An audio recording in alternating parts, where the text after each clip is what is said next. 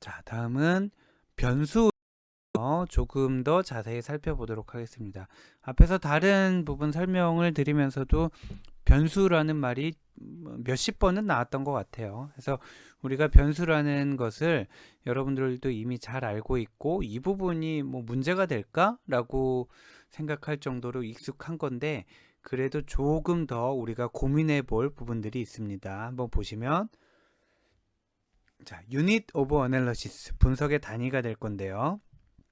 아까 설명드린 것처럼 어, 지금 요 한번 표를 보면서 얘기를 해볼까요? 모든 제품에는 컴퓨터와 소프트웨어가 컴퓨터가 있고 소프트웨어가 있고 뭐 프린터 카메라 액세서리가 있고 컴퓨터 아래는 랩탑과 데스크탑이 있는데 점점점 이렇게 되는 거고요. 그러니까 이 위로 갈수록 앱스트랙션 추상화 레벨이 높아지는 거고 아래로 갈수록 조금 더 디테일해지게 되는 거죠. 디테일해지게 되는 거고 예를 들면 음료라는 거는 꽤 위에 있게 되는 거고요. 음료 중에 뭐 알코올이 있고 넌 알코올이 있고 알코올 중에도 소주, 맥주, 위스키가 있고 이렇게 될 거잖아요. 그리고 얘도 마찬가지죠. 문서가 있고 단락이 있고 문장이 있고 단어가 있고 이렇게 되는 거고요. 그리고 뭐 고객 중심으로 할지 구매 중심으로 할지 구매를 중심으로 한다 그러면은 한 달 동안 구매한 거를 한 건으로 볼지 아니면 하루에 구매한 거를 한 건으로 볼지 영수증 하나를 한 건으로 볼지 등등 굉장히 고민을 해야 될 것들이 많이 있게 됩니다. 그래서 일반적으로는 이렇게 우리가 분석하고자 하는 대상이 하이어르키를 갖게 되는 경우가 있는데 위에는 아까 말씀드린 것처럼 추상화 수준이 높고요. 아래는 조금 더 구체적인 거라면 윗레벨에서 분석을 하는 게 바람직할까요? 아랫레벨에서 분석하는 게 바람직할까요? 자, 고민을 한번 해보시면 예를 들면 윗레벨에서 분석을 한다. 윗레벨에서 분석을 한다. 그러면 컴퓨터를 사는 사람이 소프트웨어를 많이 사더라. 얘는 지금 하드웨어를 말하는 거죠. 예. 컴퓨터를 사는 사람이 소프트웨어를 많이 산다더라. 라는 결론을 얻었을 때 우리가 취할 수 있는 액션이 불명확합니다. 예를 들면은 다른 예를 들어볼까요? 육류를 사는 사람이 어, 음료도 많이 사더라. 즉 고기를 많이 사는 사람이 음료도 많이 사더라. 그럼 뭘 할 수 있냐라는 거예요. 고기만 해도 이만큼이 있고 음료만 해도 이만큼이 있는데 뭐 옆에 뭐를 배치할 거며 아니면은 어떤 고기와 어떤 음료수를 묶어서 팔 거며 등등 우리가 액션을 취하려면은 앱스트랙션 레벨이 너무 높은 윗단계에서는 마땅히 할 게 없고요. 그 아래로 내려갈수록 좋아요. 아래로 내려가서 예를 들면은 뭐 IBM 랩탑을 사는 사람은 HP 프린터를 사더라. 이렇게 나오면 얘네 둘이 같이 뭔가 판촉을 하기가 좋잖아요. 그러면 밑에서 하는 게 좋겠죠. 근데 밑에서 하면은 여러 가지 문제가 있어요. 분석에서 의미 있는 결과가 잘 안 나오는 경우도 굉장히 많습니다. 요거는 뒤에 이제 조금 더 자세한 분석으로 들어가야 될 텐데 예를 들면은 여기 그 맨 밑레벨로 왔더니 너무 많아요. 이렇게 물건이 너무 많아요. 물건이 너무 많아서 한 10,000가지가 된다라고 봅시다. 10,000가지가 된다라고 봤을 때 얘하고 같이 자주 팔려요. 같이 자주 팔리는데 이 10,000가지나 되는 물건 중에서 요 두 개가 같이 잘 팔린다고 해봤자 그게 뭐 예를 들면 총 트랜잭션, 총 거래수 100만 건 중에 몇 번이나 되겠어요? 얘랑 많이 팔린다고 해봤자. 이 위는 다르죠. 위는 얘하고 많이 팔리는 비율은 높겠죠. 후보가 4개밖에 없으니까. 근데 얘네는 후보가 워낙 군소 후보가 많기 때문에 얘네들 간의 관계는 굉장히 미약하게 나온다라는 거예요. 즉, 뭐 1,000만 건 중에 뭐 예를 들면 100건 이런 식으로 나오게 되기 때문에 일반적인 척도를 가지고 분석을 수행하게 되면 얘네들은 걸러질 위험이 있습니다. 자, 아무튼 뭐 예상하셨겠지만 보통 제가 질문을 드릴 때 정답이 없죠. 뭐 케바케잖아요. 케바케. 그래서 윗레벨에서 하게 되면은 액셔너블한 플랜이 나오기 어렵다라는 점. 아랫레벨에서 할 때는 실제로 유용함에도 불구하고 그 규칙이 누락될 가능성이 있다는 점. 그럼 어떻게 하느냐? 위아래죠. 예. 위에서부터 내려오면서 아래로 갔다가 또 아래에서 다시 올라갔다가 뭐 얘네를 좀 묶어서 중간 레벨에서 하기도 하고 위아래를 반복하면서 하게 됩니다. 아까 말씀드렸잖아요. 피드백 프로세스가 필요하다고요. 분석을 해보고 다시 피드백을 하고 문제를 다시 정의하고 하는 과정이 필요하게 됩니다. 자, 다음 이슈로 넘어가서 타겟 베리어블은 예측할 가치가 있어야 된다라고 말씀드렸고요. 그리고 앞에서 클래시피케이션과 리그레션 설명을 드렸잖아요. 자, 구간형 변수를 예측할 때에는 리그레션은 이제 회귀 분석은 기법명이기도 하고 종류를 일컫기도 합니다. 그래서 리그레션을 돌린다라고도 얘기를 하고 프리딕션을 수행한다라고도 얘기를 하고요. 그리고 명목형 변수를 예측할 때는 보통 우리가 분류 분석, 클래시피케이션을 수행한다라고 하게 된다고 그랬죠. 다시 올라가서 예측할 가치가 있으려면은 두 가지 조건을 만족시켜야 되는 것 같아요. 두 가지 조건. 첫 번째는 그 값을 얻어냈을 때 뭔가 우리에게 편익이 있어야 된다라는 거죠. 이탈 여부를 알아내게 되면 그 사람의 이탈을 막을 수도 있겠고요.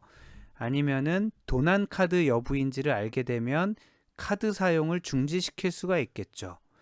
그리고 등등 해서 우리가 예측을 해서 그 값을 알게 되면 그 결과를 활용해서 어떤 이익을 취할 수가 있거나 위험을 막아낼 수가 있다면 우리가 예측할 가치가 있다라고 보는 겁니다. 두 번째로 또 어떤 조건을 만족시켜야 되냐면 다른 변수들에 비해서 구하기가 어려워야 돼요. 자, 아까 말씀드린 것처럼 분명히 이 값을 알면은 활용할 가치가 높은데 너무나 잘 알려져 있는 값들이다. 그럼 예측할 필요가 없죠. 그냥 달라고 해서 받으면 되잖아요. 달라고 해서 받으면 되는데 자, 그래서 다시 두 가지를 조합하면 우리가 어떤 변수를 타겟 변수를 잡냐면 예측할 가치가 있어야 되는데 그 예측할 가치라는 거는 첫 번째는 우리가 그 값을 활용해서 뭔가 이익을 취할 수 있는 그런 변수. 그리고 두 번째는 다른 변수들에 비해서 획득이 어려운 변수를 예측할 가치가 있는 변수라고 할 수 있겠습니다. 자, 다른 변수에 비해서 획득이 어려운 변수를 조금 더 자세히 살펴보면 일반적으로는 발생하는 시점이 다른 변수들보다 나중인 경우가 되겠죠. 자, 발생하는 시점이 나중에 예를 들면은 우리 이제 예를 들면 학부에서 졸업생들을 이제 배출을 할 때 졸업생들의 평균 성적이 있을 거고 뭐 평소의 태도라든지 아니면은 뭐가 있을까요? 뭐 IQ라든지 뭐 들어올 때 어떤 전형으로 들어왔다든지 등등을 가지고 이 학생이 졸업하고 첫 직장의 평균 연봉이 어떻게 될 건지를 예측한다라고 해봅시다. 그러면 첫 직장의 평균 연봉은 나중에 졸업 후에 일어나는 일이잖아요. 그런데 나머지 아까 말씀드린 어떤 전형으로 들어왔고 어떤 과목을 들어서 어떤 점수를 받았다라는 거는 과거로부터 현재까지의 관측으로 얻을 수 있는 정보란 말입니다. 그래서 자, 첫 번째 획득하기 어려운 정보의 첫 번째 유형은 다른 데이터들보다 이후에 발생하는 그런 정보가 획득하기 어려운 정보가 되겠죠. 자, 두 번째로 또 획득하기 어려운 정보 중에 또 어떤 게 있냐면 시기가 문제가 아니라 그 속성 자체가 숨기려고 하는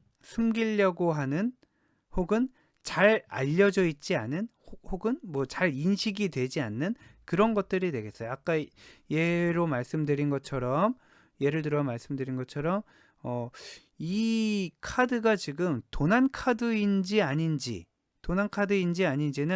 도난 여부는 이미 구매 이전에 결정되는 거지만 카드 사용하는 사람이 뭐 카드기를 넣으면서 이건 도난입니다라고 얘기하지는 않을 거 아니에요. 자, 또 뭐가 있을까요? 만약에 어떤 코로나 바이러스의 양성인지 음성인지를 예측하려고 하는 거예요. 양성인지 음성인지를 예측하는데 지금 제가 만약에 어떤 검사를 하게 되면 뭐 체온은 어떻고 혈압은 어떻고 또 뭐 더 전문적인 뭐가 있겠죠?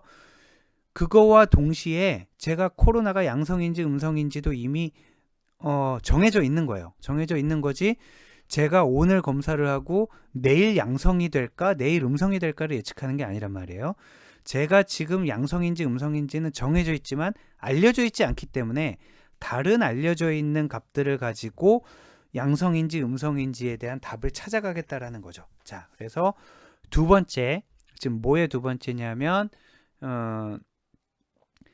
획득하기 어려운 정보의 두 번째로, 첫 번째는 아까 미래 인풋 베리어블보다 나중에 발생하는 게 획득이 어렵다고 그랬죠. 자, 두 번째로 획득이 어려운 거는 그 속성 자체를 숨기려고 하든지 아니면 알려져 있지 않은 그런 속성들이 이제 획득이 어려운 속성, 즉 변수가 되겠습니다. 자, 다음으로 넘어가서 인풋 베리어블은 타겟이 아닌 것들이 이제 인풋이 되겠죠. 그래서 여러 가지 주어진 인풋 베리어블들을 가지고 타겟을 예측하는 게 우리가 수행하는 분석의 일반적인 경우가 되겠습니다.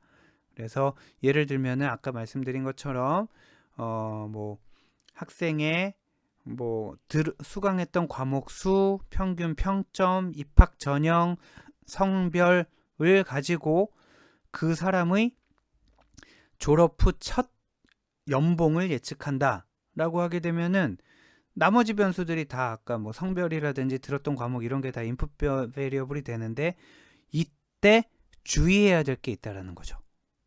자, 다시 한번 설명을 해볼까요? 자, 한번 예를 들어볼까요? 첫 번째, 수강 성적, 그리고 총 수강했던 과목, 입학 전형, 그리고 이 사람이 취업한 회사 이름, 그리고 이 사람이 받은 연봉, 이런 것들이 있다고 했을 때 우리가 예측하고자 하는 게 연봉이라면, 첫 연봉이라면 나머지를 전부 인풋으로 하면 되느냐? 그렇지 않다라는 거죠. 아까 슥 하나 제가 껴넣은 변수가 있는데 첫 직장 이름 이런 걸 껴넣었단 말이에요. 사실은 첫 직장 이름을 알면 첫 연봉도 거의 어느 정도 작은 오차 범위 안에서 예측을 할 수 있다라는 거죠.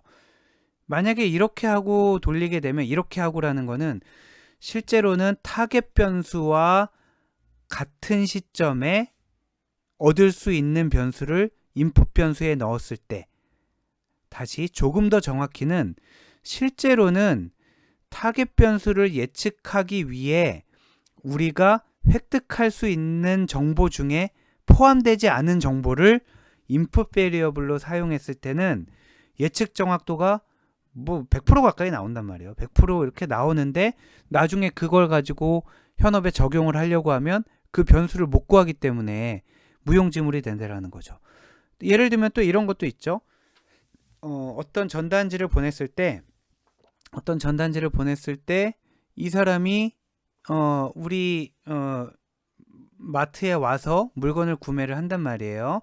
그때 여러 가지 변수가 있겠죠. 예를 들면 이 고객의 성별, 고객의 나이, 고객의 거주지, 고객의 최근 한 달 동안 방문 횟수 등이 있을 거고요. 그리고 고객이 전단지를 보고 우리 몰에 왔는지 안 왔는지를 예측하는 거고, 그리고 와서 뭐 식료품을 얼마를 구매했고, 아니면 뭐 액세서리를 얼만큼 구매했고, 뭐 이런 것들이 있단 말이에요. 그런데 식료품을 얼마 구매했고, 액세서리를 얼마 구매했고, 이런 것들을 그대로 인풋 변수로 두고 그냥 우리 가게에 왔는지 안 왔는지를 타겟으로 예측한다. 이러면 이거 예측 100% 맞출 수 있단 말이에요. 어떻게 맞출 수 있냐 하면 얼만큼 구매했는지 액수를 구한 다음에 그 구매액이 1이면은 온 거고요. 0이면은 안 온 거라고 예측을 하면 되잖아요. 자, 다시 결론. 인풋 베리어블을 선정을 할 때는 아까 타겟 베리어블은 예측할 가치가 있는지를 가지고 선정을 한다면 인풋 베리어블은 예측 시점에, 즉 타겟을 예측하기 위한 그 시점에 우리가 실제로 획득이 가능한 변수인가를 반드시 고민을 해야 되고, leak이라는 거는 그렇지 않은 변수를 인풋에 슬쩍 끼워 넣은 그런 정보의 흐름을, 그러니까 leak을 방지해야 된다라고 정리를 하시면 되겠습니다. 자, 마지막으로 중요한 이슈이지만 간단히만 살펴보도록 하면, 인풋 베리어블은 일반적으로 많게 됩니다. 뭐 적게는 뭐 한 10개 이내가 되기도 하겠지만 뭐 200개, 300개가 될 수도 있단 말이에요. 그래서 이런 변수들을 다 사용할 건 아니고요. 다 사용하지는 않고 이 중에 일부 변수를 선택해서 하게 되고요. 해서 차원을 줄인다라는 의미도 있고, 분석을 더 정확하게 하기 위해서 변수를 선택하는 과정이 있게 되고, 또 변수를 그대로 사용하지 않고 변환을 하게 됩니다. 변수를 뭐 단위를 변환을 하게 될 수도 있겠고요. 아니면 뭐 로그를 씌운다라든지 뭐 이렇게 할 수도 있겠고, 그리고 정말 중요한 얘기 중에 하나가 변수를 새로 우리가 생성을 하게 됩니다. 자, 변수 생성은 나중에 우리 전처리 시간에 요거는 자세히 다루게 될 텐데, 예를 들면은 가로의 길이가 있고 세로의 길이가 있어요. 변수가 두 개가 있어요. 자, 어떤 밭에서 나는 수확량을 우리가 따진다라고 했을 때, 가로의 길이가 입력으로 있고 세로의 길이가 또 입력으로 있고요. 그리고 거기에서의 밭에서 나는 수확량이 타겟으로 돼 있다라고 보겠습니다. 그런데 사실은 우리 누구나 알겠지만 가로가 중요한 게 아니고 세로가 중요한 게 아니고 수확량에 영향을 미치는 거는 면적이란 말이에요. 그러면은 그 면적이 중요하다라는 걸 알고 있는 저희로서는 가로의 길이와 세로의 길이를 곱해서 면적이라는 변수를 만들어내게 되겠죠. 실제로 우리가 어떤 데이터를 받게 되면은 처음에 받는 데이터의 변수는 뭐 10개에서 20개라고 쳤을 때, 이 10개에서 20개의 변수를 가지고 타겟에 영향을 줄 수 있을 만한 새로운 변수를 만들어내면 한 200개까지도 갑니다. 그러면 그 200개에 육박하는 그런 변수를 가지고 다시 그 중에 어떤 변수가 설명력이 있는지를 쳐내는 작업을 해서 유의미한 변수를 다시 뽑아내는 이런 과정을 거치게 됩니다. 자, 지금 이번 슬라이드에서는 타겟 변수에 가치 있는 변수를 선정해야 된다라는 거, 그리고 인풋 변수에서 leak을 조심해야 된다라는 거, 그리고 인풋 변수를 처음에 받은 그 변수를 그대로 사용하는 게 아니라 걔네들을 변환하기도 하고 또 새로운 걸 생성하고 그 중에 또 일부를 선택해서 사용하게 된다라는 점을 유념해 주시면 되겠습니다. 자, 이번엔 오늘의 마지막 이슈인 평가, 어세스먼트 관련된 부분을 다루도록 하겠습니다. 다양한 척도들이 있다고 서두에서 소개를 드렸었고요. 지금 이 시간에 이 시간에 구체적으로 다루는 것은 아니고 이런 척도들이 있다라는 것까지만 다시 한번 언급을 드리도록 할게요. 자, 주로 많이 쓰는 거는 이제 정확도라는 거를 많이 쓰게 되고요. 정확도는 몇 개를 맞췄고 몇 개를 틀렸다 라는 개념이 되겠죠. 그래서 얘와 같이 병행해서 많이 사용되는 게 평균 제곱 오차가 있습니다. 정확도는 몇 개를 맞췄고 몇 개를 틀렸다에 관심이 있지만 얼마만큼 틀렸다라는 거에는 큰 관심이 없단 말이죠. 반면 평균 제곱 오차라는 거는 틀릴 때 틀리더라도 얼마만큼 틀렸는지에 대해서 관심이 있습니다. 그래서 얘네 둘을 병행해서 많이 사용하게 되고요. 신뢰도는 클래시피케이션보다는 어소시에이션에서 또다시 나오는 맥주와 기저귀 이그젬플을 봤을 때 맥주를 사는 사람이 기저귀도 같이 사더라 라는 규칙에 대한, 이 규칙을 얼마나 신뢰할 수 있느냐에 대한 근거 자료로 사용됩니다. 컨피던스라고 얘기를 하게 되고요. 슬라이드에 나타난 마지막 이그젬플인 F스코어 같은 경우는 주로 정보 검색 분야에서 많이 사용되는데, 내가 찾아낸 결과가 얼마나 정확한지, 그리고 내가 얼마나 빠짐없이 정보를 찾았는지에 대한 두 가지 척도를 조합한 것이 F스코어다 라고 정도로 지금은 보시면 되겠습니다. 이 외에도 굉장히 많은 척도들이 있게 되고 우리 한 학기 동안 수업을 진행하면서 각 분석 방법론에서 주로 사용되는 척도들이 있을 텐데 그때그때마다 새로운 척도들을 소개해 드리도록 하겠습니다. 다만 지금 시점에서는 정확도가 만병통치가 아니다. 무조건 정확도만 높다고 좋은 것은 아니다. 요 정도만 알아두시면. 다음으로 오버피팅, 과적합에 대해서 볼 텐데 굉장히 중요한 이슈이고요. 굉장히 중요한 이슈이고 일단 그 오른쪽에서 자세히 설명을 하기 전에 과적합을 해결하기 위한 여러 가지 방법들이 있게 됩니다.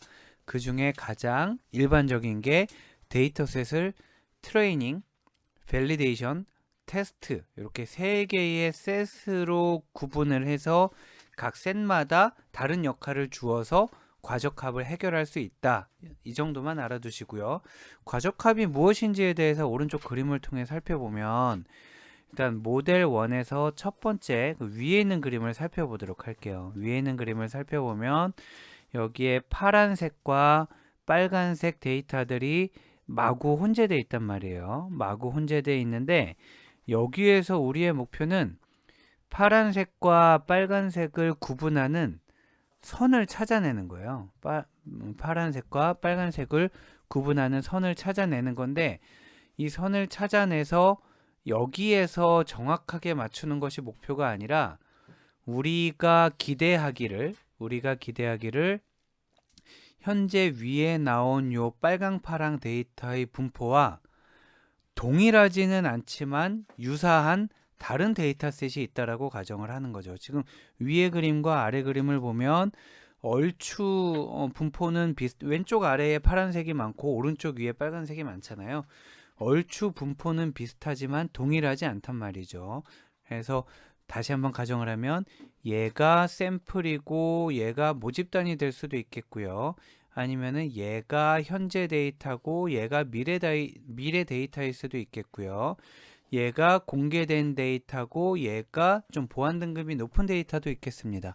아무튼 우리의 목표는 알려진 데이터로부터 분류 모델을 만들어낸 다음에 여기에서의 정확도가 문제가 아니라 알려지지 않은 데이터에 대해서 이 분류 모델을 적용했을 때 그때의 정확도가 얼마가 나오는지가 그래서 다시 한번 이 수치를 보게 되면 우리가 간단하게 이 두 빨강과 파랑을 구분할 때 직선으로 구분했다라고 가정을 하면 이때의 정확도는 77.5%고요.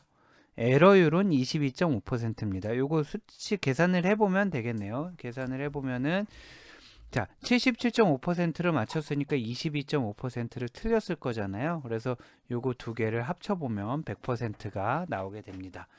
그런데 요 선을 우리가 이제 공부를 한 거잖아요. 학습을 해서 요 선을 가지고 다른 동네에 가서 분포는 유사하지만 동일하지는 않은 이 데이터에 대해서 이 선을 적용했더니 이번에는 76.2%에 대해서는 맞췄고 23.8%에 대해서는 틀렸습니다.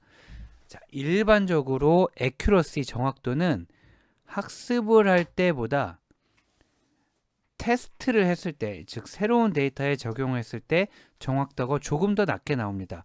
뭐 안 그럴 수도 있겠죠. 우연히 여기에서 학습을 했는데 이쪽으로 내려왔더니 여기에서 100%가 나올 수도 있어요. 하지만 그런 경우는 기대하기 어렵고 일반적으로 위에서 학습에서 뽑아낸 정확도보다는 일반적으로 테스트 데이터에서 조금 낮게 나온 거 이거는 비정상이 아니고 일반적으로 있을 수 있는 그럼 이번에는 두 번째 모델로 한번 가보겠습니다. 아까 그 첫 번째 모델을 만들었더니 얘가 이제 정확도가 77.5고 76.2가 테스트에서 나온 게 영 마음에 걸리는 거죠. 이때 너무 모델을 단순하게 만드는 건 아닌가? 그래서 조금 더 정교하게 만들기 위해서 직선을 포기하고 포물선까지 이제 허용을 한 겁니다. 포물선을 허용을 하면 지금 왼쪽에 있는 데이터와 오른쪽에 있는 데이터는 분포가 동일한데요. 아까 언뜻 보기에도 틀린 게 아까운 게 많잖아요. 여기 빨간 애들이 많이 틀렸으니까 얘네를 조금 더 가져가는 방향으로 포물선을 기울어진 포물선을 그렸더니 여전히 그럼에도 불구하고 3개는 틀렸지만 또 여기도 3개는 틀렸고 그래서 에러율이 7.5%가 나왔지만 그리고 애큐러시는 92.5%. 그러면 일단 트레이닝 셋에서 살펴보면 지금 이 윗동네를 트레이닝 셋이라고 한다고 했죠. 트레이닝 셋에서 보면 77.5가 92.5로 획기적으로 갱신이 됐단 말이에요. 그 개선이 됐단 말이에요. 그래서 이렇게 개선이 됐고 얘를 다시 테스트 동네로 가지고 가봤더니 테스트 동네는 아까 이 데이터를 그대로 가져온 거죠. 이 데이터를 그대로 가져와서 우리 이번엔 위에서 이 포물선을 그대로 가지고 와봤더니 어떤가요? 아까 76.2%였는데 이번에 88.7%나 맞았습니다. 즉 92.5%의 정확도에서 88.7%로 나온 거는 아까 말씀드렸다시피 트레이닝에서의 애큐러시는 테스트로 오면 일반적으로 조금 낮게 나타난다고 그랬잖아요. 그래서 정확도가 낮아진 건 이상한 게 아니고요. 우리가 지금 이 단계에선 뭘 봐야 되냐면 두 가지를 비교를 해야 되는데 하나는 얘의 애큐러시와 하나는 얘의 애큐러시를 비교를 해야 되겠습니다. 자, 트레이닝 단계에서의 애큐러시는 큰 의미가 없죠. 어차피 우리의 목적은 아래 동네에 가서 하는 거라고 그랬잖아요. 그렇기 때문에 테스트 데이터에서의 애큐러시를 봤더니 아까 1번에서 한 거보다 포물선으로 하길 잘했어요. 포물선으로 했더니 정확도가 좋아졌죠. 그래서 용기를 얻어서 조금 더 신경 쓰니까 되잖아요. 그래서 무지신경을 썼어요. 무지신경을 써서 하나라도 놓치지 않겠다. 그래서 요렇게 지금 이게 무슨 수식으로 나타낼 수 있을지 없을지 모르지만 아무튼 이렇게 정교한 선을 그었어요. 100% 맞았어요. 자, 파란 애는 파란 동네로, 빨간 애는 빨간 동네로 해서 100% 완벽하게 구분하는 선을 그었고요. 얘를 다시 아까 그 데이터들 4번, 5번, 6번은 동일한 데이터입니다. 4, 5, 6번 동일한 데이터에 대해서 방금 전에 만든 요 정교한 모델을 적용했더니 정확도가 떨어졌다라는 거예요. 오히려 정확도가 100%보다 낮은 78.7%가 나온 거는 문제가 아니고요. 그거는 뭐 일반적이라고 그랬죠. 얘네 3개를 비교해야 되는 거예요. 얘네 3개. 얘네 3개를 비교를 했을 때 78.7%면 아까 덜 복잡했던 요 포물선 모델에 비해서도 낮은 정확도가 나왔다는 거죠. 자, 여기에서 이제 용어를 다시 설명을 드리면 그럼 가장 좋은 모델은 몇 번이겠어요? 아까 우리의 목적은 아랫동네라고 그랬고 거기에서 정확도가 제일 높은 게 5번이잖아요. 그러니까 모델 2. 자, 이렇게 포물선으로 만든 요 모델 2가 제일 좋은 모델이었던 거죠. 그러면 요 제일 좋은 모델에서 요걸 기준으로 했을 때 1번은 어땠어요? 1번은 하다 말았죠. 이 정도까지는 성의를 보여줬어야 되는데 너무 대충 했잖아요. 그래서 이 모델이 이 데이터 분포에 fit 잘 맞아떨어지게 fit 해야 되는데 얘는 fit이 덜 된 거예요. fit이 덜 됐다고 그래서 under fitting이라고 얘기를 하고요. 그리고 얘는 fit을 너무 했어요. 지금 얘한테만 fit을 하다 보니까 이 동네 가서 안 맞게 되는 거잖아요. 그래서 얘는 지나치게 fit을 했다고 해서 overfitting이라고 얘기를 하게 됩니다. 얘는 underfitting, 얘는 overfitting. 그런데 실제로 underfitting이란 용어를 사용하지는 않아요. 잘 underfitting이란 용어를 사용하지는 않고 학습이 덜 됐다라고 정도 표현을 하고요. 학습이 덜 돼서 더 시키고 더 시키다가 지나치게 시킨 상태를 우리가 오버피팅이다 라고 당연히 우리는 이런 오버피팅을 피하고 적당한 선에서 멈춰야 되겠죠. 적당한 선에서 멈추기 위해서 여러 가지 장치들이 있는데 그 중에 지금 요 아래 그림을 보도록 할게요. 자, 아래 그림을 먼저 보면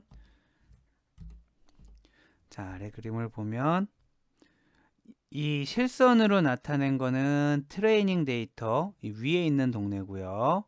자, 트레이닝 데이터로 학습을 계속 하고 여기서 학습을 계속 했다라는 거는 X축 오른쪽으로 갈수록 학습이 점점 진행됐다는 얘기고 모델은 점점 복잡해진다는 얘기입니다. 그래서 요 트레이닝 셋에 있는 정답을 맞추는 방향으로 하나라도 더 맞추는 방향으로 학습이 이루어지기 때문에 X축 오른쪽으로 갈수록 정확도, 즉 에러율은 낮아지게 되는 거예요. 자, 여기는 이제 1 빼기 정확도니까 에러율이죠. 그래서 트레이닝 셋에서는 학습이 계속될수록 에러율은 낮아지게 됩니다.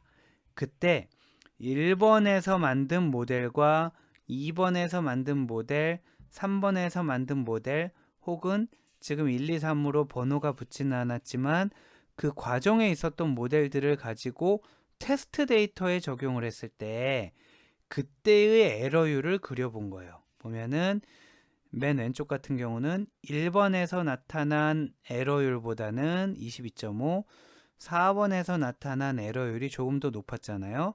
자, 이렇게 됩니다. 해서 1번에서부터 2번으로 가는 동안은 점점 학습이 진행되면서 모델이 점점 복잡해지면 그때 모델에서 만약에 테스트 데이터의 에러율을 구했다면 테스트 데이터의 에러율도 같이 낮아진다라는 거죠. 그러면 학습을 계속할수록 에러율이 낮아지니까 테스트 데이터의 에러율이 낮아지니까 학습을 아직 덜한 거예요. 계속 하게 됩니다. 그래서 2번, 5번까지 왔는데 여기에서 신나서 계속 학습을 해요. 근데 이때부터는 봤더니 요때의 모델을 적용해보고 요때의 모델을 적용해보고 요때의 모델을 적용해봤더니 테스트 데이터의 에러율은 오히려 하락하지 않고 점점 상승한다라는 거죠. 자, 이러한 그래프를 그려보고 나서야 우리는 언제가 제일 좋은 모델이었는지를 알게 되겠죠. 자, 보면 언제가 제일 좋은 모델이었냐면 세로로 선을 그을 때 여기냐 이런 식으로 긋게 되겠죠. 그때의 판단 기준은 테스트 데이터에서 가장 저점을 찍었을 때 여기가 가장 좋은 모델일 거예요. 자, 그러면 여기가 가장 좋은 모델이면 이 모델의 오른쪽 구간에서는 트레이닝 데이터는 에러율이 낮아지고 있지만 테스트 데이터의 에러율은 높아지게 되고 이 구간을 우리가 오버피팅 된 구간이다라고 얘기를 하는 거고요. 그리고 이 지점에 다다르기 전의 구간, 이 부분을 학습이 덜 됐다라고 얘기를 하고 언더피팅이다라고 얘기를 하게 됩니다. 오버피팅의 개념은 굉장히 중요한 개념이고 해서 아주 초심자들이 혹시 범하게 되는 실수 중에 하나가 데이터를 그냥 하나의 셋으로 두고 여기에서의 정확도를 높여서 뭐 99%, 100%를 만든 다음에 자, 이제 됐습니다 라고 하는 경우가 있는데 말도 안 되는 얘기예요. 무조건 뒤에 디테일하게 다루겠지만 한 셋에서 모델을 만들었으면 다른 셋에 가서 평가를 해야 되겠습니다. 자, 평가와 관련된 또 다른 이슈가 하나 있고 오늘 다루는 이제 마지막 주제인데 베이스라인을 알아야 된다라는 거예요. 베이스라인을 구하는 베이스라인으로 삼을 수 있는 구체적인 방법도 나중에 배우겠지만 오늘은 그냥 기본적인 내용만 보고 가면 예를 들면은 4가지 혈액형을 예측을 하는 거예요. 4가지 혈액형. 어떤 사람이 이렇게 딱 뭐 이렇게 오면은 뭐 내 앞에 딱 다가오면은 이 사람의 혈액형이 뭔지를 맞추는 거예요. 그런데 혈액형이 4가지잖아요. 만약에 누가 예측 모델을 만들었는데 이 모델의 정확도가 몇 % 정도 돼야 그래도 쓸만하다고 할 수 있을까요? 자, 혈액형이 네 가지인데 네 가지 중에 하나를 맞추는 건데 몇 퍼센트 정도 돼야 그래도 쓸만하다고 할 수 있을까요? 보면 일단 기본적으로 떠올릴 수 있는 답은 25%일 거예요. 자, 25%. 왜냐하면 답이 네 가지 중 하나잖아요. 답이 네 가지 중 하나이기 때문에 그냥 아무 생각 없는 사람을 여기 예측가로 앉혀놔도 한 가지 답만 찍는 거죠. 그 사지선다형 문제 풀 때 한 가지 답만 찍으면은 평균 25% 나올 거 아니에요. 조금 다를 경우도 있지만, 그래서 아무나 자리에 앉아 있어도 한 가지 답만 계속 얘기를 하면 평균 25%가 나올 거기 때문에 우리가 돈 들여서 만든, 노력을 들여서 만든 그런 예측 모델이 25%를 못 넘는다면 정확도가, 그러면 의미가 없는 거죠. 이때의 베이스라인은 25%가 되는 겁니다. 그런데 사실은 그거보다는 조금만 더 신경을 써도 25%보다는 더 높아야 된다라는 더 강화된 베이스라인을 만들 수가 있죠. 예를 들면 이게 몇 년도 조사인지 모르겠는데 우리나라 혈액형 분포라고 해요. 그래서 A형이 34%로 제일 많아요. 근데 주변에 보면 A형이 별로 없어 보이잖아요. 말을 안 해서 그래요. 본인이 A형이라고 말을 안 해서 티가 안 나는 거고, 실제로는 A형이 제일 많고 34%, B형, O형, AB형 이렇다라고 합니다. 자, 그러면은 이런 지식이 있는 사람이라면 아무 예측 모델이 없어도 다시 이제 딱 예측가로 갔어요. 아까 같은 경우에는 사지선다형 A, B, O, A, B 4개 중에 아무거나 하나를 찍었겠지만 지금은 이런 지식이 있잖아요. 이런 지식이 있으면은 이 사람은 뭐라고 찍어야 되겠어요? A형이라고 찍어야 되는 거죠. 우리나라에 A형이 많대, 이걸 알았으니까. 그러면 이 사람이 만약에 우리나라 국민이 10,000명이 왔다, 그러면 무조건 A형, A형, A형, A형 이렇게 얘기를 하면 한 3,400명은 맞출 거라는 거죠. 이 사람이 할 수 있는 정확도가 34%예요. 그러면 우리가 어떤 기법이 됐건, 나중에 배울 트리가 됐건, 뉴럴 네트워크가 됐건, 뭐가 됐건 우리의 모델의 정확도는 최소한 34%는 넘겨줘야 된다라는 거죠. 자, 지금 보시는 것처럼 어떤 데이터에 대해서 분석을 하느냐에 따라서 최소한 모델이 갖춰줘야 되는 기본 베이스라인이 얼마인지가 정해지게 되는 거고요. 가끔 이제 예전에 저희가 실습 수업을 해보면 제가 데이터를 준비를 해서 드리고 그냥 슬라이드만 보고 분석을 해요. 그러면 그래프가 딱 나오고 수치가 나와요. 그래서 정확도 75% 이렇게 딱 나와요. 문제가 이 정확도가 지금 잘 나온 건지 안 나온 건지를 모른다라는 거예요. 자, 수업은 수업이라고 치고 여러분이 만약에 연구를 수행하신다라고 보면 어떤 데이터를 획득을 해서 돌려봤을 때 정확도가 몇 퍼센트가 나오면 제일 또 난감한 게 이게 잘 나온 건지 안 나온 건지를 모르겠다라는 거예요. 그랬을 때에 그 데이터에서 우리가 일반적으로 알려져 있는 사실을 근거로 해서 이런 분석 모델을 안 쓰고 예측할 수 있는 방법으로 예측을 했을 때 그때 제일 잘할 수 있는 게 베이스라인이 되는 거고요.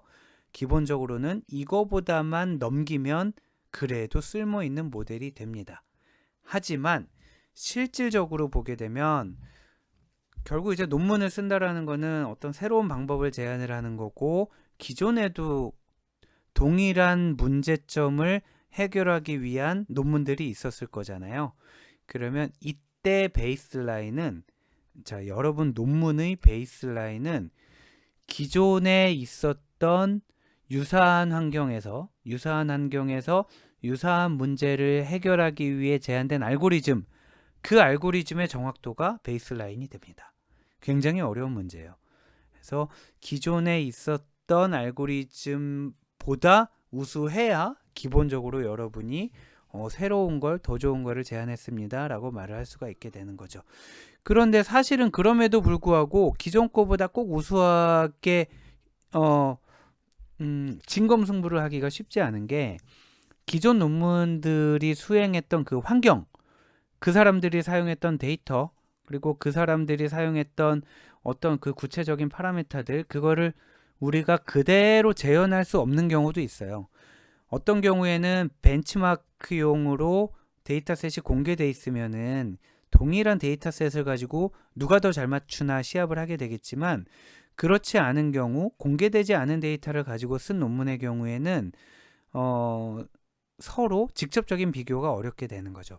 자, 그런 경우에는 여러분이 수고스러우시더라도 여러분이 구한 데이터를 가지고 여러분의 모델에 대해서도 돌려보고 기존에 나와 있는 모델에 대해서도 다시 직접 구현을 해서 돌려봐서 그 두 가지를 비교하고 이런 수고를 해줘야 되겠습니다.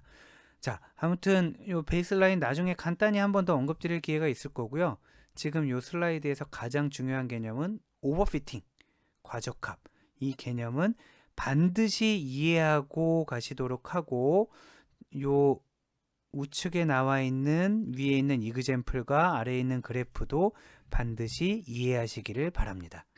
자, 이상으로 오늘 실질적인 내용을 다루는 첫 수업을 마쳤는데 어떻게 집중이 잘 되셨는지 모르겠습니다. 어떤 분은 인터넷 강의에 익숙하신 분들은 뭐 빨리 감기도 하고 건너뛰기도 하면서 혹은 다시 듣기도 하면서 효과적으로 잘 사용하셨을 것 같고요. 또 익숙하지 않으신 분들은 실제 오프라인 수업만큼 집중이 잘 안 되셨을지도 모르겠습니다. 오늘 그런데 그 총 수업 시간이 얼마나 됐는지 모르겠네요. 제가 아직 지금 녹화는 하고 편집을 이제 해야 되는데 아직 편집하기 전이라서 총 수업 시간이 얼마나 됐는지는 잘 모르겠지만 오프라인 수업에 비해서 이렇게 영상 제작, 사전에 영상을 제작하는 게 좋은 점이 있네요. 오프라인으로 하게 되면은 아무래도 저희 수업이 시작하는 시간이 있고 끝나는 시간이 정해져 있잖아요.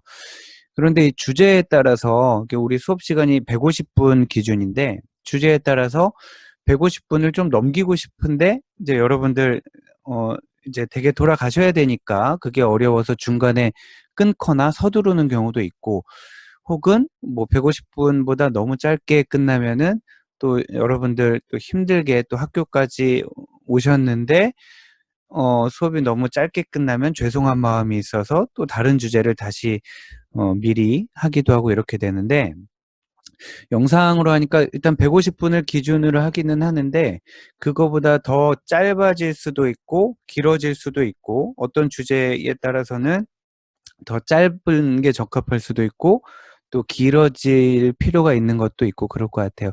제가 생각하기에는 지금 정확히 편집이 안 끝나서는 모르겠지만 오늘 이 데이터 사이언스 오버뷰는 그렇게 긴 시간이 소요되지는 않았을 것 같습니다. 자, 아무튼 오늘 집중해 주신 여러분들 대단히 수고 많으셨고요. 궁금하신 점은 가상대학을 통해서 언제든지 문의해 주시기 바랍니다. 감사합니다.